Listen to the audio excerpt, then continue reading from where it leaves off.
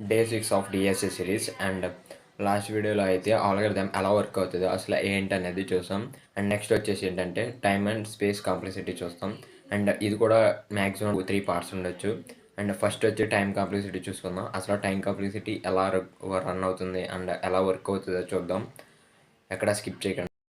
Time and space complexity. అసలు time and space complexity అంటే ఏంటో చూద్దాం. సో కోడ్ కరెక్ట్గా ఉంది కానీ స్లోగా రన్ అవుతుంది.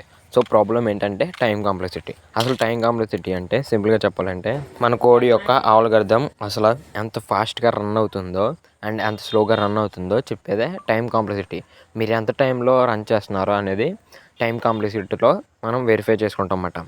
సపోజ్ ఇన్పుట్ సైజ్ పెరిగితే టైం ఎలా చేంజ్ అవుతుందో చూద్దాం.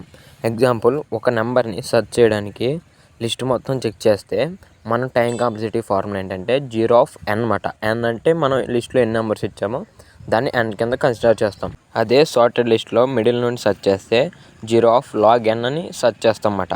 అదే సేమ్ వర్క్ కానీ డిఫరెంట్ స్పీడ్లో రన్ అవుతుంది. మనం ఇక్కడ రియల్ ఎగ్జాంపుల్ బుక్ అనేది తీసుకుందాం. పేజ్ బై పేజ్ సెర్చ్ చేస్తే 0 ఆఫ్ n. అదే మనం ఇండెక్స్ పేజ్ చూస్ చేసుకుని డైరెక్ట్గా ఎంటర్ అవుతే అది 0 ఆఫ్ log n.